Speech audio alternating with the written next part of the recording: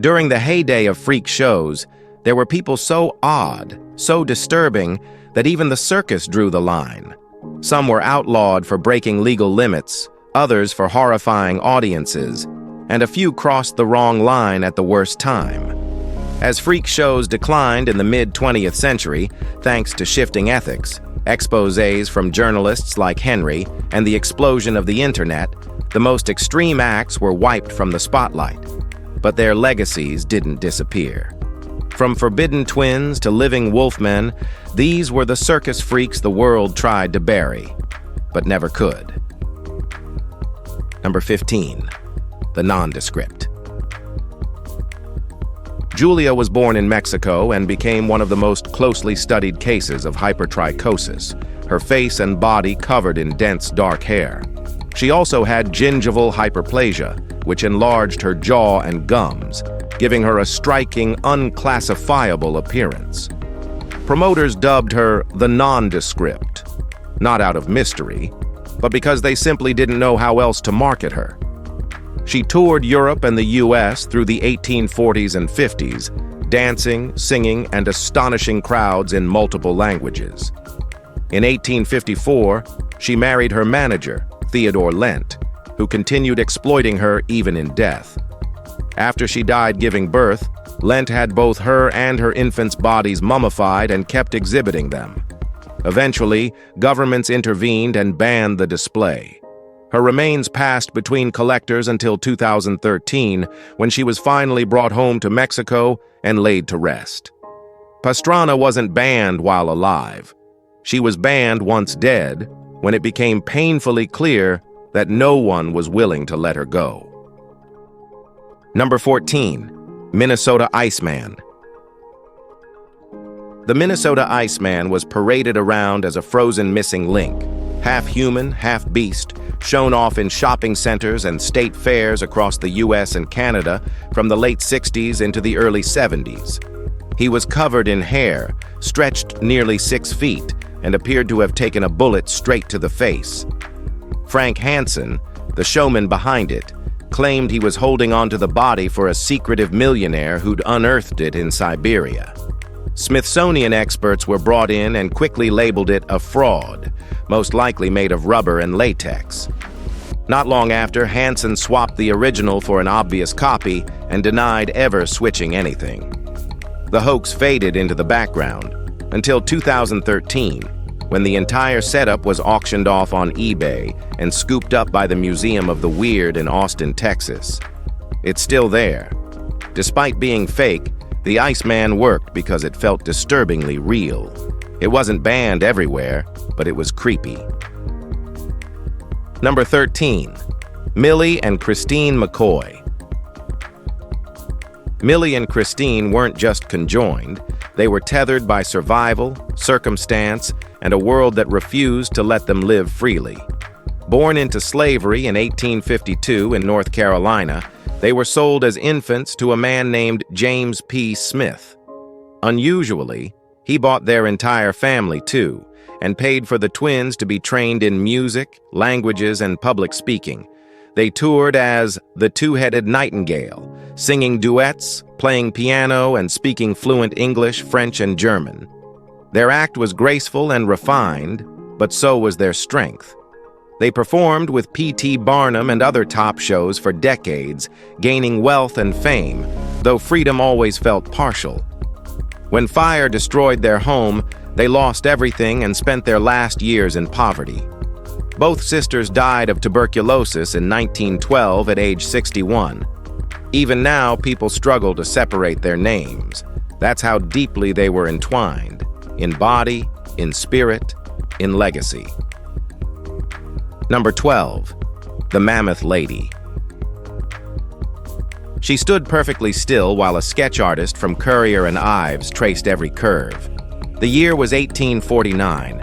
Her name was Susan Barton, and she'd just joined P.T. Barnum's American Museum. But the posters didn't say Susan. They called her the Mammoth Lady. Advertisements claimed she weighed 579 pounds, with a waist wider than 7 feet. Whether the number was true didn't matter.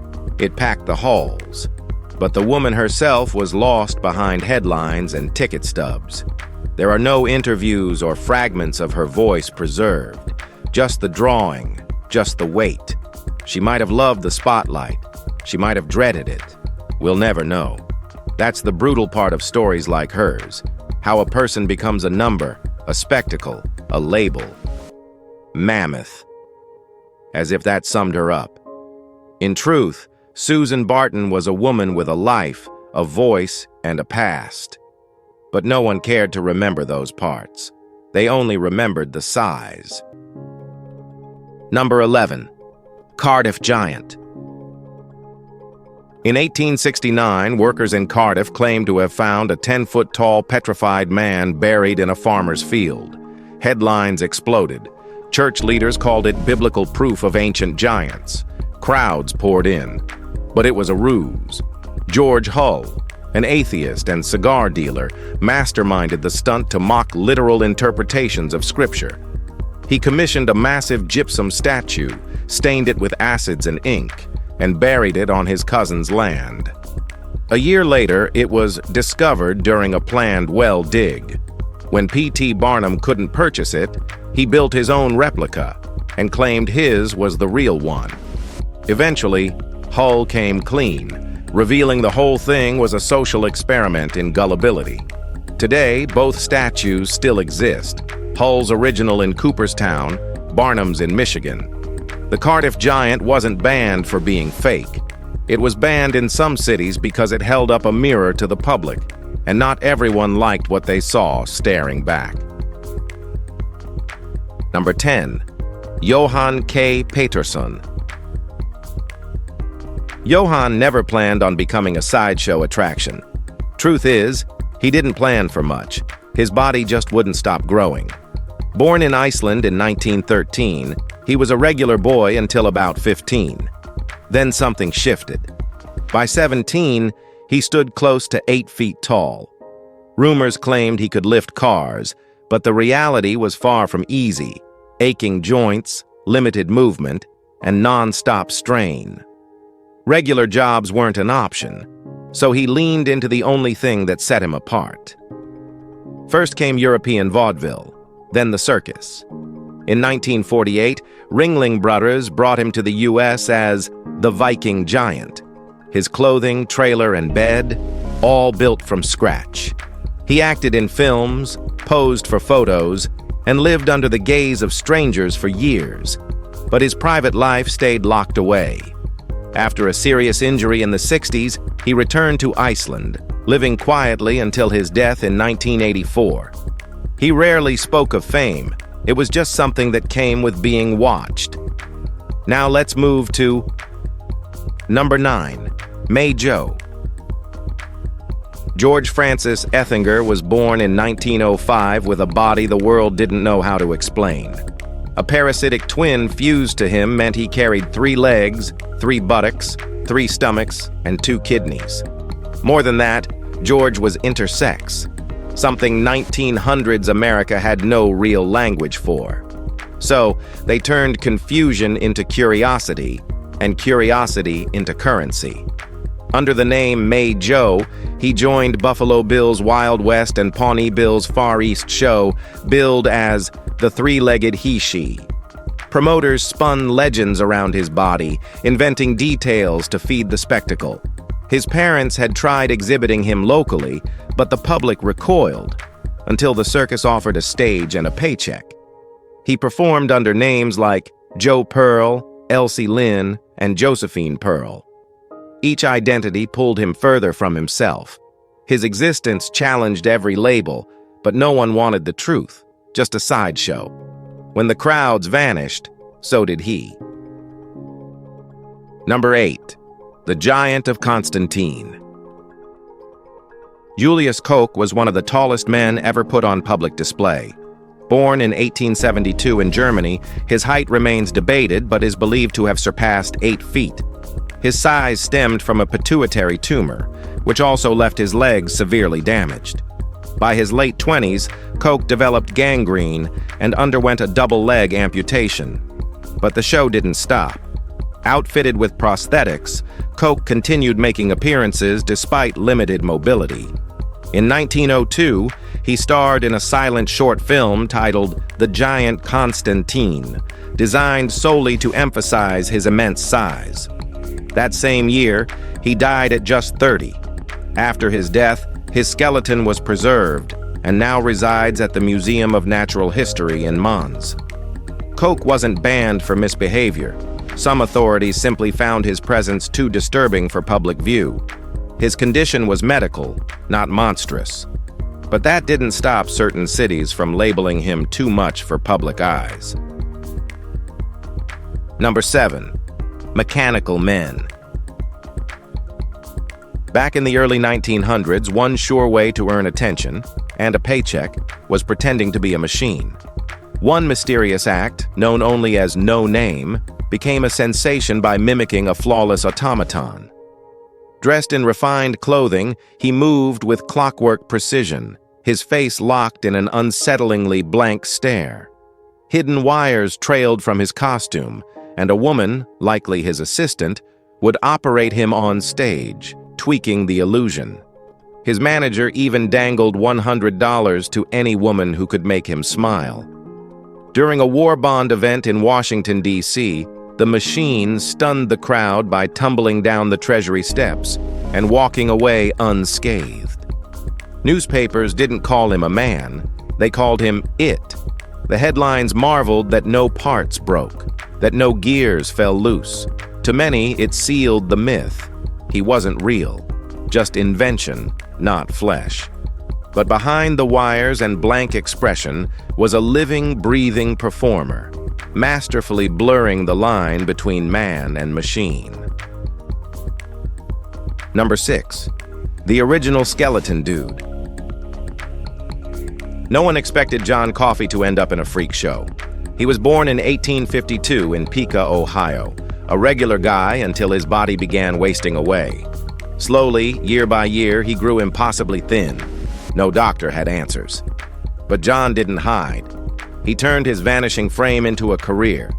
As the Ohio Skeleton, and later the Skeleton Dude, he traveled the country in slick suits and top hats, performing in dime museums and marrying fat ladies on stage for laughs, before going home to his real wife, Mary. In 1889, Barnum and Bailey brought him to Europe. He shook hands with royalty, posed for postcards, and became a sensation. But a spinal injury ended the act. The weight came back. The spotlight didn't. He tried reading palms. It flopped. By the time he died in 1916, he was broke, forgotten, and replaced by imitators. But Coffey was the original. Number 5. Betty Lou Williams. Betty Lou came into the world with more than just one body.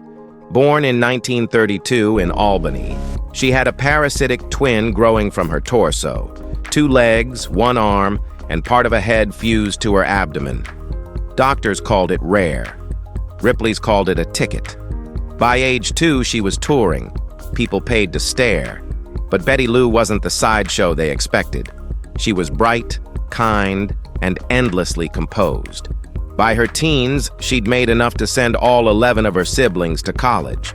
She paid off her parents' 260-acre farm and never once complained. But kindness didn't shield her. Her fiancé drained her savings and vanished. Something inside her broke. Her health spiraled. Her spark dimmed. She died at 23, officially from asthma. But her family always believed it was heartbreak that ended her. The press remembered the twin. Those who loved her remembered a girl who gave until there was nothing left to give. Now let's move to Number 4. Elmer McCurdy. Elmer died in 1911 after a bungled train robbery and a short, doomed shootout. No family stepped forward, so the undertaker embalmed him with a heavy arsenic mix, dressed him neatly, and propped him up as a curiosity in the funeral home. People left nickels to look at him. Carnies pretending to be relatives eventually claimed the body and began hauling it through traveling shows. For decades, McCurdy's remains drifted across America: medicine shows, wax museums, oddball theaters, even cheap exploitation films. At one point, someone mislabeled him as the dummy of a dead addict and nailed him to a wall. In 1976, while filming The $6 Million Man, a crew member accidentally snapped off his arm, revealing real bone inside. That discovery finally ended the confusion. Forensics confirmed the corpse was McCurdy. He was finally buried in Oklahoma in 1977, with concrete poured over the casket to stop further theft. Number 3, the Great American Prize Lady. In 1868, Miss C. Heenan took sideshows by storm under the title The Great American Prize Lady. Weighing around 560 pounds, she ranked among the heaviest touring women of the 19th century. Unlike most fat lady acts that leaned into slapstick or costumes, Heenan was presented with quiet elegance, often draped in formal wear and staged like royalty. Her appearances weren't comic routines. They were more like still life displays, where crowds paid simply to witness her presence. At the time, female obesity was rare enough to draw headlines. Heenan's career was brief. She mostly appeared in posters and local ads, then vanished from public record sometime in the 1870s. In some cities, performance licenses were denied following complaints that her exhibition was distasteful. But the imagery endured. Her posters continued circulating long after she stepped away. Today, Heenan remains a ghost in circus lore, an icon both admired and censored, caught between curiosity and controversy. Number 2, John Daniel the Gorilla. John Daniel wasn't a sideshow act. He was a Western lowland gorilla raised like a human child in a quiet English village. Born in 1917 in Gabon, he was orphaned when his mother was shot. Major Rupert Penny rescued him and brought him to England, where Penny's aunt, Alice Cunningham, raised him like a son. He rode in cars, drank cider from a glass, ate at the table, and joined neighbors at tea parties. He was polite, playful, and, at over 200 pounds, impossible to ignore. As he grew, so did the challenges. In 1921, Cunningham was tricked into selling him to what she thought was a retirement sanctuary in Florida. Instead, he was handed over to Barnum and Bailey and then locked in the Ringling Zoo. Separated from the only life he knew, he grew depressed and died of pneumonia in 1922. His body was stuffed and displayed. Today, as of 2025, a statue stands in Uli, a small tribute to the gorilla who once lived there as family. Number 1, the Kostroma people of Russia. In 1874, posters began popping up across European cities promoting the hirsute people of Kostroma. These were forest-dwelling Russians, advertised as a unique tribe with thick hair covering every inch of their faces. Most historians agree they likely suffered from congenital hypertrichosis lanuginosa, a rare genetic disorder often dubbed werewolf syndrome. They were billed as the Kostroma forest people, displayed in family-style groups, dressed in traditional Russian garb to seem more authentic. This wasn't a single act. It was a rotating crew of individuals with similar conditions, packaged and sold as an exotic tribe. Their image was milked for profit, but in several cities they were banned outright after religious leaders protested the degrading treatment. Even with bans, similar hairy family acts reappeared under different labels across Europe. No official records survive of what became of them. Their fame faded, and their names were lost. But the posters endure. If you've enjoyed watching this video, be sure to like, share, and subscribe. Thanks for hanging with us, and we'll see you very soon.